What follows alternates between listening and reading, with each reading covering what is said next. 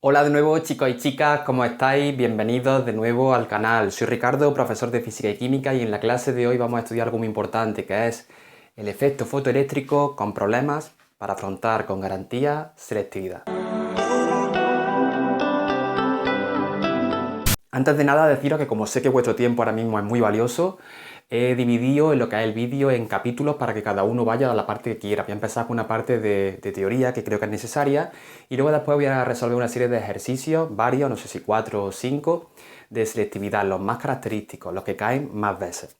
Entonces cada uno de vosotros puede ir pinchar en ese vídeo. Si esos vídeos os resultan interesantes y os ayudan, me gustaría que os suscribierais y que compartierais el vídeo, es muy importante para mí. Si miráis detrás de mí ya habréis dado cuenta que he escrito un montón y me estaréis diciendo, Ricardo, ¿qué has hecho? ¿Te has pasado esta vez?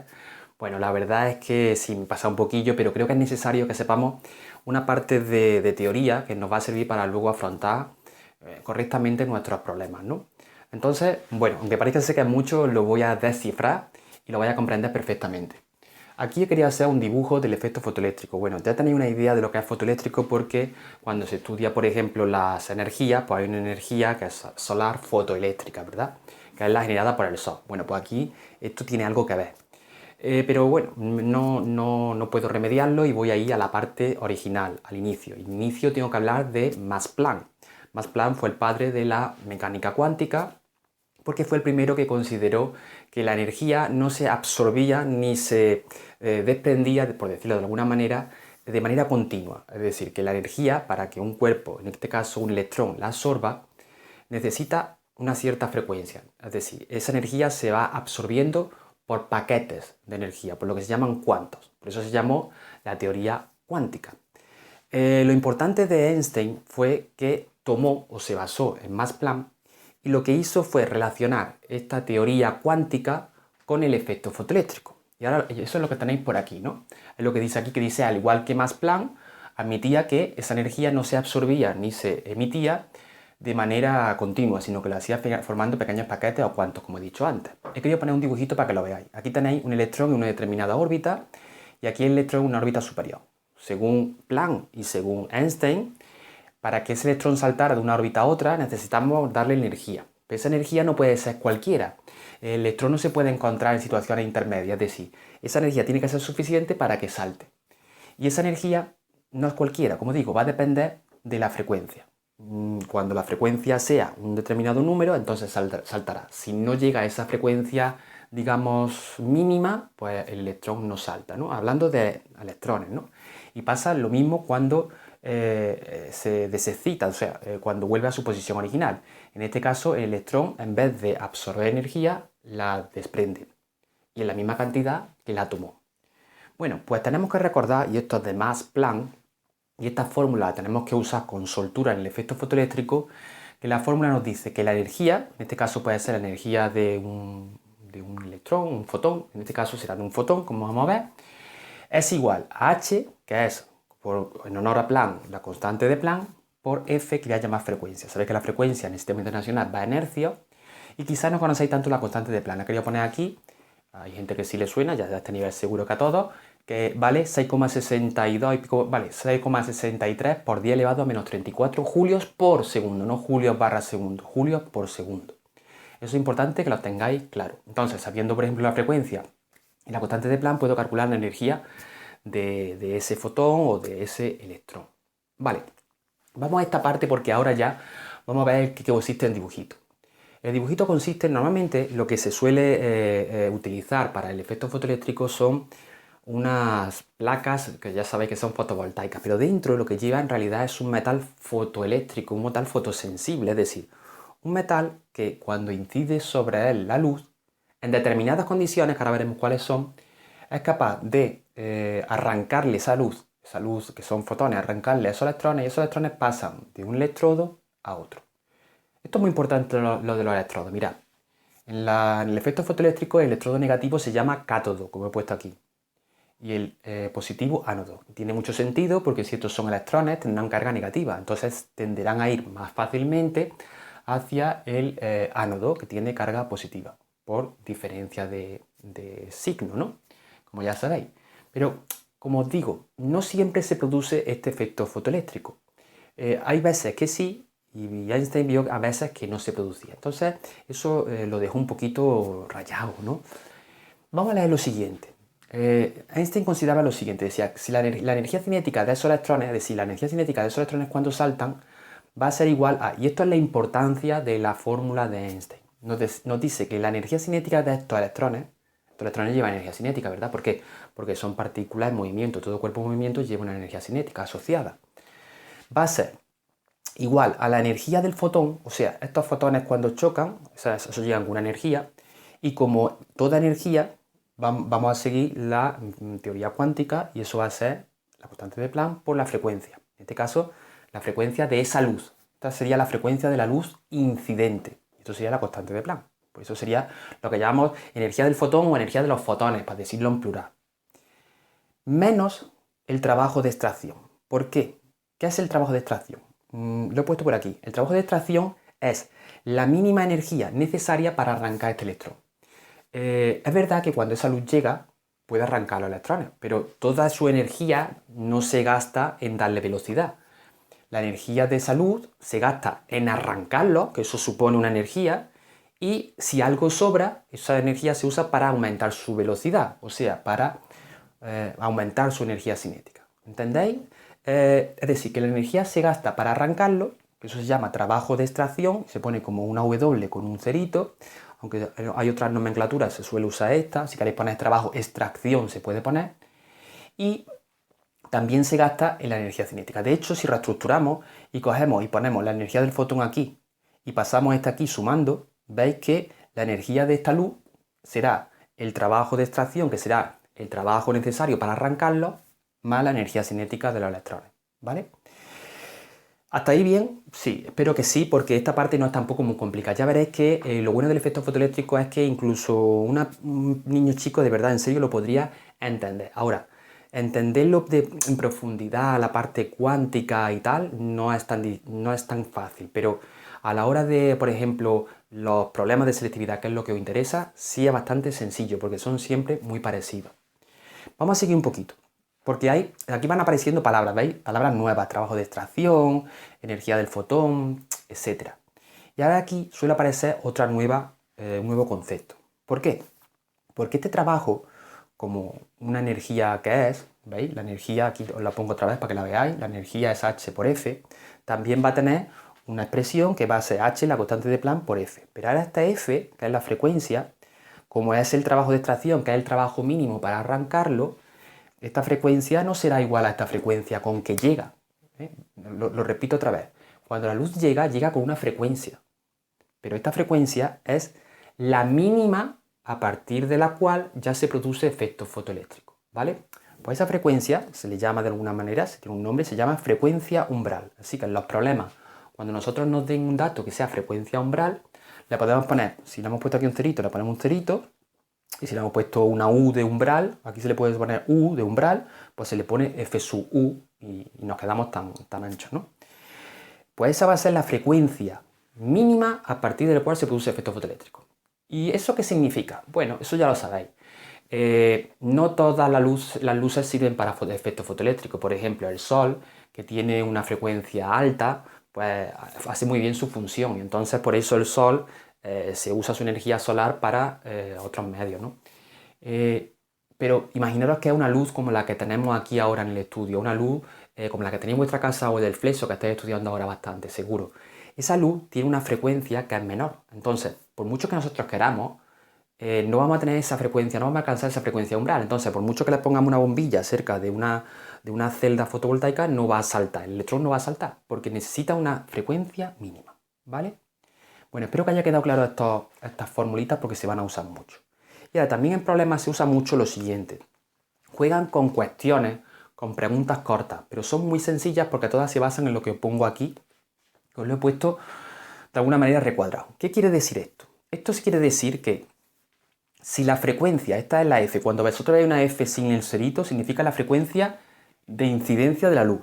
Si la luz que incide tiene una frecuencia menor a la umbral, ya sabéis, no se producirá efecto fotoeléctrico, ¿vale?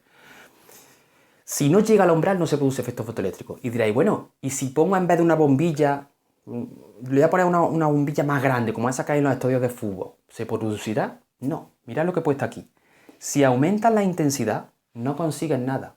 Por mucho que tú digas, voy a poner una luz más intensa, si la frecuencia sigue siendo la misma, o sea, menor que la umbral, no se produce efecto fotoeléctrico, ¿vale? Sin embargo, como veis aquí en el siguiente, si la frecuencia es mayor, aunque sea igual, a partir de que sea igual, un poquito mayor, ya se produce efecto fotoeléctrico, ¿vale? Y además hay una característica muy curiosa. Ahora, si aumentamos la intensidad, es decir, si una vez que ya tienes la frecuencia correcta, si ahora quieres poner una bombilla más grande, eso es muy interesante porque ahora lo que va a producir es que va a aumentar el número de fotones. Vamos otra vez aquí. Mirad que aquí saltan he dicho fotones, no, electrones. Mirad, aquí hay 4 electrones. Cuando tú ya tienes la frecuencia umbral, se produce efecto fotoeléctrico. Pero si aumentas la intensidad, es decir, si en vez de esta luz hay una luz más intensa, en vez de 4 electrones, pues pueden saltar doble, 8. Es decir, que la intensidad es importante una vez que el efecto fotoeléctrico se produce, no antes, ¿vale? Y luego también he querido poner aquí un tercer punto. Aquí lo he puesto un poquito residual, pero tiene su importancia, que se llama potencial de frenado. ¿Por qué se llama, qué es potencial de frenado? Bueno, de todos los experimentos que hizo Einstein con su efecto fotoeléctrico hay uno muy curioso que fue intentar saber esa energía cinética con la que llegaban esos electrones. Y eso no es tan fácil, ¿vale? Porque no sabes la velocidad. Tú no tienes en cuenta kilómetros por media velocidad del electrón, ¿no? Entonces, lo que se hizo es, veis aquí, esta parte importante. Esta parte de arriba, el amperímetro que te marca, o un multímetro que te marca la cantidad de electricidad que pasa, y la parte de abajo es como si nosotros pusiéramos ahí una pila o una batería, pero con la polaridad invertida. ¿Eso qué hace? Que tú vas jugando con la polaridad y entonces puedes hacer que los electrones lleguen antes o lleguen después. Incluso puedes hacer que no lleguen. Entonces, jugando con esta polaridad y con este voltaje, se puede obtener lo que se llama un potencial de frenado, que como es un potencial, se mide en voltios. Ya lo veremos en problemas. Entonces, no os comáis la cabeza. ¿Qué es el potencial de frenado? Pues básicamente el potencial de frenado va a coincidir con la energía cinética mínima de esos electrones, ¿vale? Ya lo veremos en problemas, pero quedaros también con este nombre, con este concepto, potencial de frenado, que se pone como V y se puede poner como frenado con todo escrito, ¿vale? Y como digo, se mide en voltios. Bueno, para entenderlo esto perfectamente vamos a hacer una serie de problemas. Ya os digo, todo lo que se pueda, cogeremos los que son diferentes entre sí y vosotros ir pinchando en el que más os interese. Bueno chicos, vamos con el primer problema, diría algo así como: para que se produzca un efecto fotoeléctrico sobre un metal calcio, la longitud de onda máxima para que se produzca ese efecto fotoeléctrico dice que es 4,62 por 10 elevado a menos 7 metros. A partir de ahí nos preguntan una serie de cosas. En primer lugar, en el apartado 1, vamos a llamarlo A o I, nos preguntan la frecuencia mínima a partir del cual se produce el efecto fotoeléctrico, es decir, la frecuencia umbral, que yo he puesto como frecuencia con un cerito o frecuencia con una U, dependiendo de los libros, ¿vale? Y de vuestro profesor. Los dos son válidas. En el segundo punto nos piden el trabajo de extracción, que ya sabéis que yo lo pongo como una W con un cerito. Y en tercer lugar nos dicen que cuando esa célula fotovoltaica, de alguna manera, es irradiada con una longitud de onda de 2,5 por 10 elevado a menos 7 metros, ¿qué energía cinética, voy a poner por aquí, esa es la pregunta, qué energía cinética tienen los electrones que se arrancan, los fotoelectrones que se llaman? Os parecerá curioso que, por ejemplo, aquí nos diga que aquí hay efectos fotoeléctricos a esta longitud de onda si es más chica que esta. Mirad, hemos dicho que debe ser mayor. Pero no os dejéis llevar por lo que os digo porque os estoy engañando. Lo que debe ser mayor ya sabéis que es la frecuencia. De hecho, es lógico que las longitudes de onda sean al revés.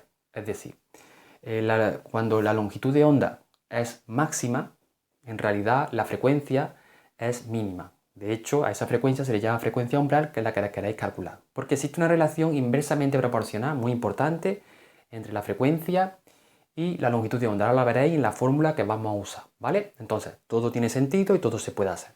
Vamos con el apartado I, que aquí simplemente nos dice cuál es la frecuencia umbral. Si hemos dicho que esta longitud de onda es máxima, su frecuencia será inversamente proporcional, y si esta es máxima, la frecuencia será mínima, que precisamente es lo que queremos, porque es la frecuencia umbral. Y eso tiene una fórmula muy fácil, que vosotros vais a usar mucho en estos tipos de problemas, que nos dice que la longitud de onda es igual a la velocidad de la luz partido, en este caso, la frecuencia. Si esta longitud de onda hemos dicho que es máxima, esta frecuencia será mínima. Y la mínima es cuando es la umbral. Entonces lo único que tenéis que hacer aquí es despejar, pasando esta aquí dividiendo, otro aquí multiplicando, y se queda C, longitud de onda máxima. Se sustituye y se calcula, así de fácil. Bueno, sabéis que la velocidad de la luz es 300.000 km por segundo, pero también sabéis que en el sistema internacional es 3 por 10 elevado a 8. Ya lo había hecho muchas veces y seguro que os suena. Ahora pongo la longitud de onda máxima, que es 4,62 por 10 elevado a menos 7, 6,5 por 10 elevado a 14. Como estamos con frecuencia, en el sistema internacional es el hercio. En el sistema internacional se recuadra y ya tenemos el primer resultado, ¿vale? Esa es la frecuencia mínima para que haya efectos fotoeléctricos. Si hay frecuencias menores, no hay efectos fotoeléctricos. Si hay frecuencias mayores, sí.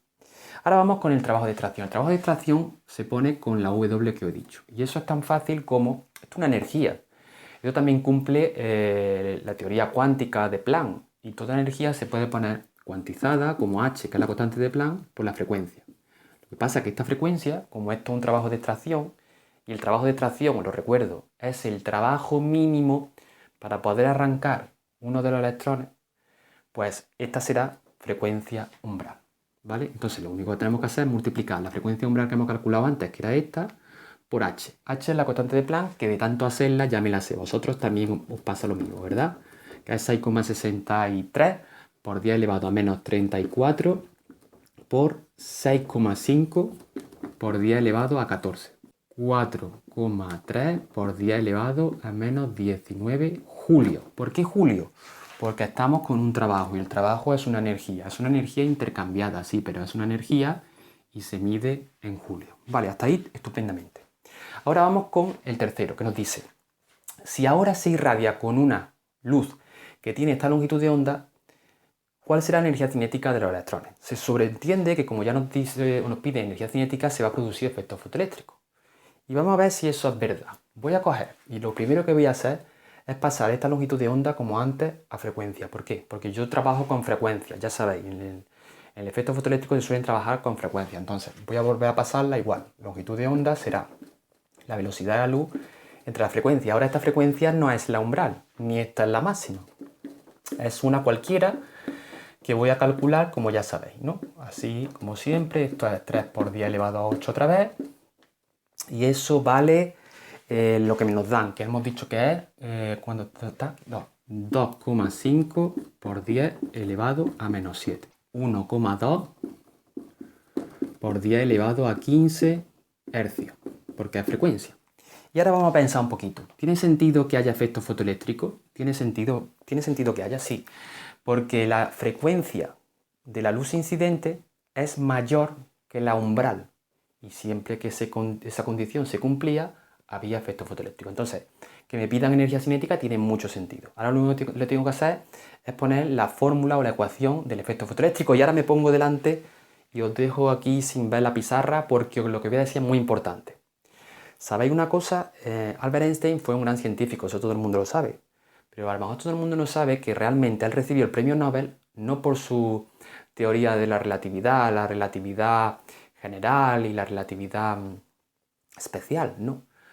El premio Nobel que tiene en 1921 lo recibió precisamente por su efecto fotoeléctrico, para que veáis la importancia de lo que estamos viendo y la importancia que tiene esto en selectividad. Pues voy a poner su ecuación, que es energía cinética, me dice que es la energía de la luz incidente menos el trabajo de extracción. Eso es lo que hemos visto antes en teoría. Esto, como es una energía incidente, ya hemos visto que se puede poner como toda energía H por F, siendo esta F esta, la que incide. Y también hemos visto que el trabajo de extracción se puede poner como H por F sub 0, que es la frecuencia umbral. De aquí reconoceréis que se puede sacar factores como H, que es la constante de Planck, y se quedaría F menos F sub 0. Y ahora lo único que tenemos que hacer es sustituir y calcularlo. Lo voy a poner por aquí. Esto sería pues 6,63 por 10 elevado a menos 34. este sería 1,2 por 10 elevado a 15 y este sería 6,5 por 10 elevado a 4.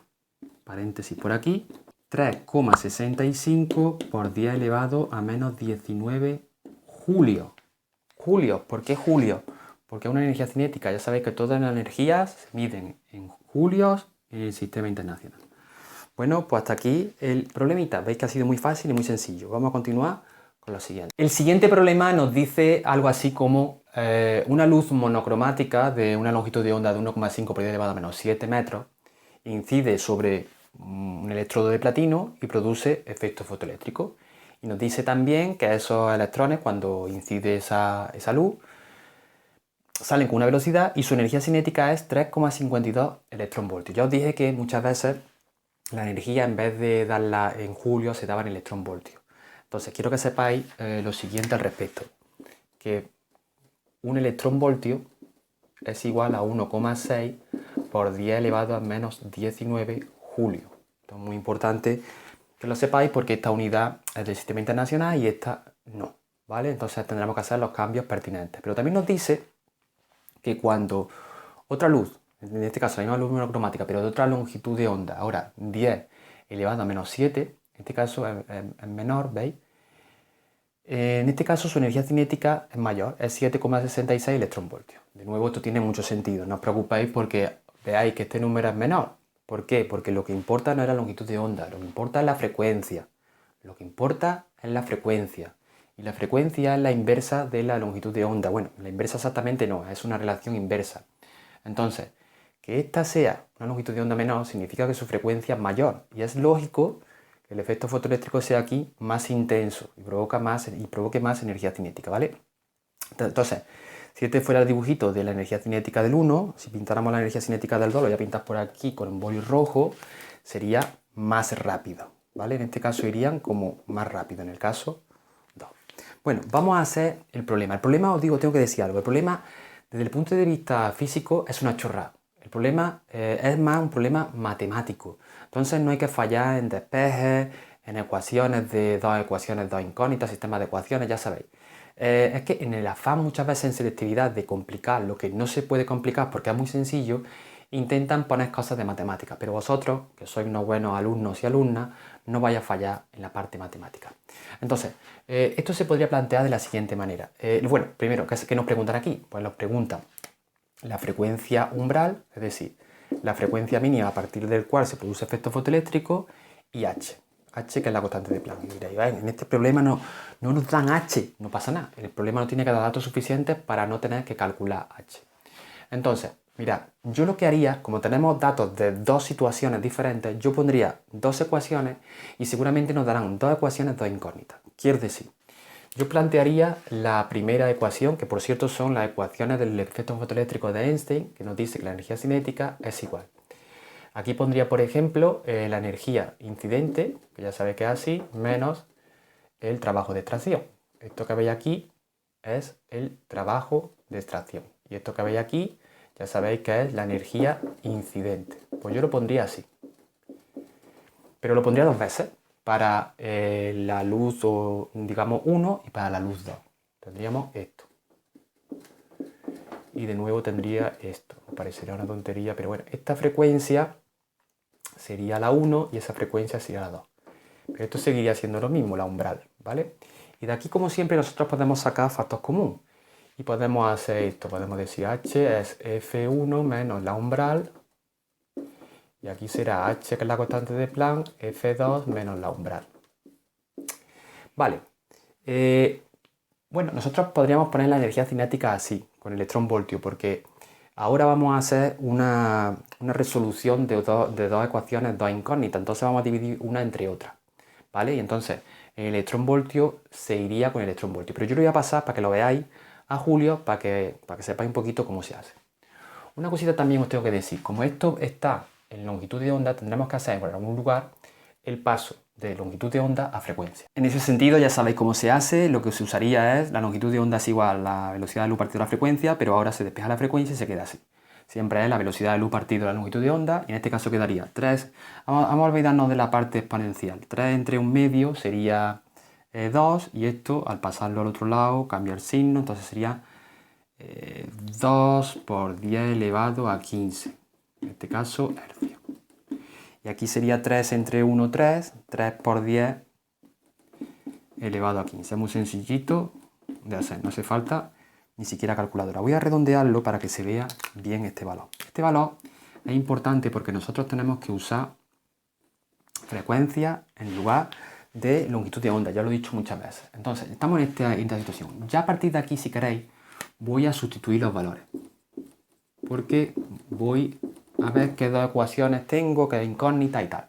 Entonces he dicho que la energía cinética la sé, que es 3,52 por aquí, 3,52, pero como lo quiero en julio, habría que multiplicarlo por 1,6 por 10 elevado a menos 19. Y esto tenemos aquí un valor ya. Otro valor que tenemos es la energía cinética del 2, que sería 7,66 por 10, por 1,6 por 10 elevado a menos 19. Ya lo tengo también en julio. Quita esto que puede confundirse con una división. Y ahora voy a continuar. Aquí, ¿qué tengo? La constante de Planck, que no la voy a sustituir porque ahora veréis que se me va a ir. Y aquí sí voy a poner lo que tengo y lo que no. La longitud de onda ya pasada frecuencia la tengo, la frecuencia 1 la tengo, que es 2 por 10 elevado a 15 menos la umbral. Y aquí tengo, entre paréntesis, la otra, que es 3 por 10 elevado a 15 menos la umbral. ¿Veis que esto en realidad ya está resuelto desde el punto de vista físico? Nosotros como físicos no podemos hacer nada más, lo único que tenemos que hacer es resolverlo bien desde el punto de vista matemático, porque una vez que hemos llegado a la conclusión de que tenemos, voy a ponerlo por aquí, dos ecuaciones, un sistema de dos ecuaciones y dos incógnitas, lo único que tenemos que hacer es ver cómo resolvemos eso. Entonces, en la mayoría de las ocasiones, en este caso, nos interesa la reducción, nos interesa dividir una entre otra. ¿Por qué? Porque al dividir, por ejemplo, la primera entre la segunda, la h que no la conocemos, que es la constante de Planck, se nos va. Y entonces se queda, digamos que como una ecuación y una incógnita. ¿Cómo sería eso? Pues, como digo, voy a dividir la primera, voy a ponerlo aquí, dividimos la primera entre la segunda. Y quedaría, este con este se nos va y se quedaría 3,52, que es lo que he dicho yo antes. Si os fijáis antes, yo he dicho que se podría pasar a julio, pero no es necesario porque tanto si lo pasamos como si no, este valor y su unidad se nos va a despejar, entonces no nos importa mucho. Aquí ahora el h se iría, h con h se simplificaría y se queda arriba 2 por 10 elevado a 15 menos la frecuencia umbral, ya sin paréntesis, ¿vale? Y aquí se quedaría 3 por 10 elevado a 15 menos la frecuencia umbral. Se haría en cruz y se despeja la frecuencia umbral. Aquí lo que he hecho simplemente es dividir todo entre 3,52, o sea, he hecho la cuenta de esta, lo que pasa lo he hecho al revés y a esta parte la he dejado igual. Y ahora lo he hecho en cruz, ¿no? He multiplicado esto por 1 y este 2,17 por todo esto. Entonces se nos queda esto. Vosotros, esta parte de matemáticas os aconsejo que la hagáis vosotros antes, la hagáis tranquilos, porque cada uno despeja y lo hace de una manera. Si vuestra manera funciona, que seguro que sí, hacedla de esa, ¿no? Entonces una vez que he llegado a esta expresión, ya todo lo que está en función de la frecuencia lo he puesto en un lado, ¿no? Por ejemplo, he dejado aquí la frecuencia umbral, o sea, menos 1, y aquí este lo he pasado al otro lado sumando. Entonces se queda 2,17 menos 1, 1,17, ¿vale? Y este que está aquí como término independiente lo he pasado a la derecha, ¿vale? Que lo veis aquí. Entonces lo único que he hecho es pasar el otro dividiendo y lo he calculado. Ya os digo, esto vosotros hacedlo tranquilamente. Esto es de matemática, esto no es de física. Y he llegado a la conclusión de que la frecuencia umbral vale 1,14 por 10 elevado a 15. A ver, vamos a mirar una cosa. ¿Dónde estoy? Antes lo he borrado. Pero si veis, los valores que me salían de frecuencia eran mayores que la umbral. Por eso se producía siempre efecto fotoeléctrico. Pero no he terminado del todo. Porque ahora me pide que calcule h, que es la constante de Planck. ¿Y cómo puedo calcular h? Pues bueno, vosotros sabéis que cuando tenéis un sistema de ecuaciones y tenéis ya la solución de una de las incógnitas, nos podemos venir, por ejemplo, si queréis aquí y despejar la h. Y si vosotros lo hacéis tranquilamente, que os aconsejo que lo hagáis, os debe salir, a mí me ha salido un valor aproximadamente de 6,54 por 10 elevado a menos 34, que no está mal porque sabéis que el valor que se suele dar es 6,63 y no está nada mal. Por cierto, julios por segundo. Ese es el valor que me ha salido, Lo vamos a dejar así, ¿vale? No está nada mal. Ya os digo, esto es un despeje simplemente y lo podéis hacer tranquilamente. Bueno, chicos, vamos con el siguiente problema. Nos dice así, esto lo he querido escribir porque es un poco más lioso, vaya que lo he querido escribir un poco entero. Dice, un haz de luz monocromática, un mismo haz de luz, dice que incide sobre dos metales. En este caso va a haber como dos experimentos, ¿no? Un metal A y un metal B. Se sabe el trabajo de extracción sobre B, que ya sabéis que es el W y entonces este se sabe. Y dice que es 4,14 electronvoltios. Lo pone aquí. Y los potenciales de frenado, respectivamente, son V, sabéis que el potencial de frenado se representa con una V sub A para la muestra A es 9,93 voltios, que sabéis que es la unidad del potencial de frenado, y para el B 8,28. Y es importante que sepamos esto lo que es. He querido poner este ejemplo por eso, porque para que tengáis un problema de potencial de frenado, que es una auténtica chorrada, pero bueno, que a veces cae y nos puede liar. Os recuerdo lo que era el potencial de frenado. El potencial de frenado de los ejercicios de efecto fotoeléctrico coincide con la energía cinética de los electrones que saltan. Entonces, en realidad, cuando nosotros nos dan el potencial de frenado, nos están diciendo la energía cinética. Pero, mucho cuidado, esto va en voltios, la energía cinética no va en voltios, la energía cinética va en julio o electronvoltios. Entonces, lo primero que tenemos que hacer, cuando nosotros tengamos potencial de frenado, es pasarlo a energía cinética, porque realmente es lo mismo, no muy parecido. Entonces, la energía cinética de A será el potencial de frenado de A y siempre es la carga del electrón. ¿Por qué? Porque como esto es voltio y queremos convertirlo, por ejemplo, en electronvoltio, lo multiplicamos por E, que es la carga del electrón. Eso siempre es así. Entonces vamos a tener 9,93 y la carga del electrón ya sabéis que es 1,6 por 10 elevado a menos 19. Es verdad que es negativa, pero en este tipo de problemas ya veis que no estamos trabajando con negativo y positivo. No os asustéis por eso. Y ahora también sabemos la energía cinética de los electrones que saltan en B, porque eso será el potencial de frenado de B por la carga de electrón. En este caso sería 8,28 por 1,6 otra vez por 10 elevado a menos 19. Y eso ya serían electronvoltios, electronvoltios. Ya lo tenemos en electronvoltios. ¿Qué más podemos hacer? Bueno, si queremos esto ya se queda en electronvoltios, si queremos se puede quedar así, no pasaría absolutamente nada. Y ahora lo que vamos a establecer es la relación entre la fórmula, y en este caso de la ecuación del efecto fotoeléctrico. Os voy a decir un truco también. Este tipo de problema huele a problema donde vamos a tener dos ecuaciones, dos incógnitas. ¿Por qué? Porque hay dos experimentos, entonces en ninguno de los dos experimentos vamos a poder despejar todas las incógnitas. Vamos a necesitar los dos experimentos y nos van a quedar dos ecuaciones y dos incógnitas, igual que hemos hecho el ejercicio anterior. Entonces, para el caso de, vamos a poner la energía cinética, voy a separarlo un poquito, la energía cinética de A, pues sería la energía incidente, ya sabéis, el rayo incidente, la luz incidente, ¿vale? Menos el trabajo de extracción. Esto se puede poner como energía cinética de A, eso sería H por la frecuencia, en este caso la frecuencia que tengamos, no sé si la tenemos o no, menos el trabajo de extracción. Y esto lo mismo se puede hacer con la energía cinética de B, que sería H por F. Para diferenciarla voy a poner esto y esto. Esto significa que es la frecuencia de la luz incidente y la frecuencia de la luz incidente. Y aquí voy a poner menos el trabajo de extracción. Para diferenciar este trabajo de extracción, aquí le voy a poner A y aquí le voy a poner B. Pero aquí me podéis decir, Ricardo, es que aquí tú me has dicho que hay dos ecuaciones de incógnitas y en realidad yo veo, a ver, esto sí, este lo sé. Entonces tengo esta incógnita, la voy a redondear, ¿vale? Tengo esta incógnita, pero es que también tengo la H, la C, esta la C, tengo dos incógnitas más, tengo esta y esta. ¿Pero qué pasa?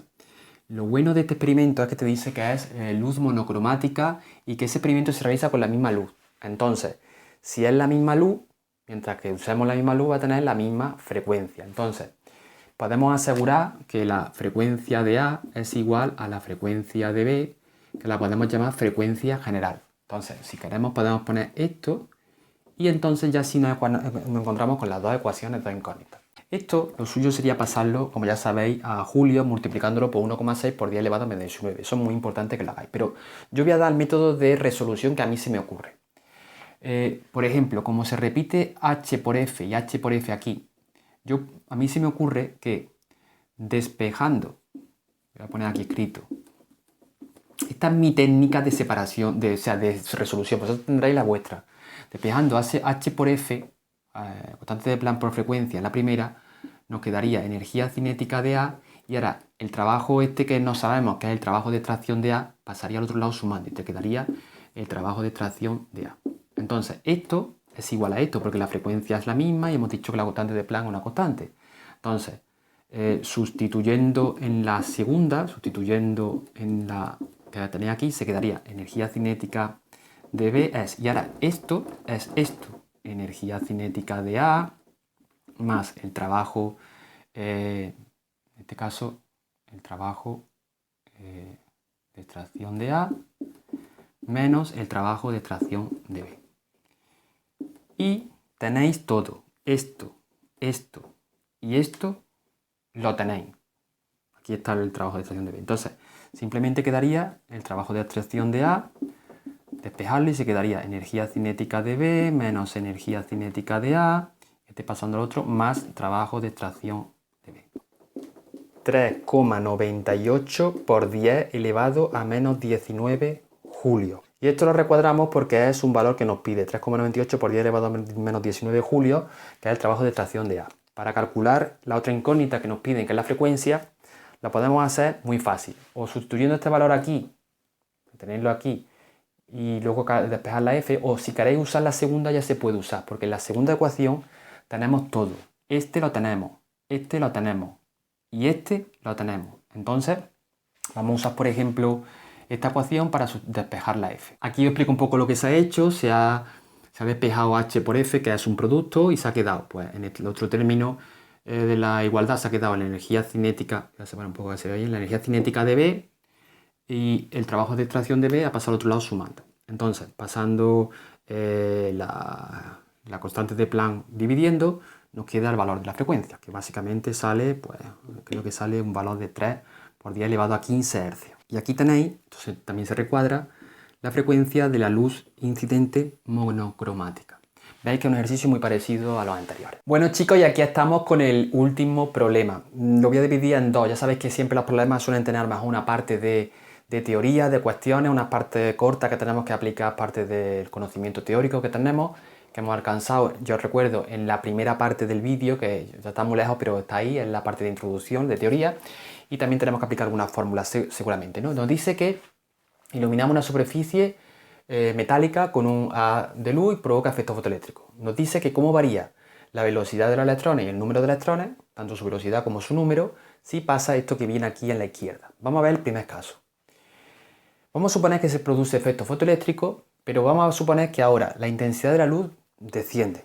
Bueno, eso ya sabéis que la intensidad de la luz no es tan importante. Lo importante para que se produzca efecto fotoeléctrico es la frecuencia. Que haya más o menos intensidad, lo que va a afectar es a la velocidad o al número de electrones, llamados aquí fotoelectrones. Bueno, vamos a pensarlo, ¿no? ¿Vosotros pensáis que la intensidad de la luz es importante para la velocidad? Pues en realidad no. La intensidad de la luz no afecta. Aquí no afectaría. Lo que afecta para hacer que la velocidad de los electrones aumente o no es la frecuencia. Pero para el número de fotoelectrones sí afecta. Y si la intensidad es menor, habrá más o menos. No, pues menos fotoelectrones, ¿vale? Es decir, seguirá produciéndose el efecto fotoeléctrico, pero se produce con menos fotoelectrones, con menos salto. Y ahora vamos a ver la segunda condición. Dice, si usamos luz, pero ahora la luz tiene una frecuencia que es menor a la umbral, ¿sabéis que es la umbral? ¿Qué pasaría con la velocidad máxima de los fotoelectrones? Pues bueno, vamos a ver una cosa. Vamos a ver una cosa que nos están engañando, ¿no? ¿Qué pasa aquí? ¿Qué pasa aquí? Pues claro, cuando la frecuencia de la luz incidente es menor que la umbral, es que no se produce efecto fotoeléctrico. Entonces no tiene sentido hablar de velocidad máxima de los fotoelectrones, porque no se produce efecto, y también, o tampoco, mejor dicho, tendría sentido hablar del número de fotoelectrones porque no se produce, ¿vale? Vosotros no os dejéis engañar por lo que intentan poneros en los enunciados. Los enunciados a veces son liosos para complicar, ya os digo, algo que no es complicado. Vamos con la parte realmente de problema y vamos con la parte numérica. Diría algo así como una luz que tiene una longitud de onda de 3 por 10 elevado a menos 7 metros, produce efecto fotoeléctrico, ¿vale? Esa luz va a tener una frecuencia que ahora la podremos calcular seguramente y produce efecto fotoeléctrico. Nos dice que cuando ese efecto se produce, los electrones que saltan tienen una velocidad máxima de 8,4 por 10 elevado a 5 metros segundo. Y nos hace una serie de preguntas. La primera, vamos a ir parte por parte, dice la energía de los fotoelectrones incidentes. Eso es como decir la energía de incidencia. Vamos a ponerlo por aquí, vamos a poner que está el punto, vamos a llamarlo I. Y esto nos dice la energía de incidencia. ¿Sabéis que la energía de incidencia se pone como E de incidencia es igual a la constante de Planck por la frecuencia? Si nosotros supiéramos, porque la constante de Planck es una constante, la frecuencia de esa luz, podríamos calcularlo, pero tenemos la longitud de onda, entonces podremos calcularlo. Vamos a hacer la parte. Ya sabéis que la frecuencia es c entre la longitud de onda, siendo c la velocidad de la luz, que es 3 por 10 elevado a 8, y esto es 3 por 10 elevado a menos 7. 3 entre 3 se va y se queda 10 elevado a 7, pasa aquí sumando 15 hercios. Entonces, la energía de la luz incidente, que es lo que nos preguntan, será igual a la constante de Planck, que es 6,63 por 10 elevado a menos 34 por 10 elevado a 15. ¿Vale? Y eso, como no tiene término aquí por delante, es muy fácil de hacer porque se quedaría 6,63 por 10 elevado, y ahora se resta, serían menos 19. Vamos a ponerlo por aquí. Menos 19, y como es energía serían julios. Y eso lo podremos recuadrar. Esa es la energía de la radiación incidente. ¿Y cómo sería el trabajo de extracción? Pues aquí seguramente lo que tendremos que relacionar el trabajo de extracción con la energía cinética. ¿Y qué ecuación nos da esta relación? Nos la da la ecuación del efecto fotoeléctrico de Einstein, que nos dice que la energía cinética de los electrones o fotoelectrones arrancados es igual a la energía de la luz incidente, que ya hemos calculado aquí arriba, menos el trabajo de extracción, ¿vale? Entonces, como lo que nos piden es el trabajo de extracción, yo podría poner aquí el trabajo de extracción es la energía cinética, este pasaría aquí sumando, este pasaría aquí restando, entonces sería la energía incidente menos la energía cinética.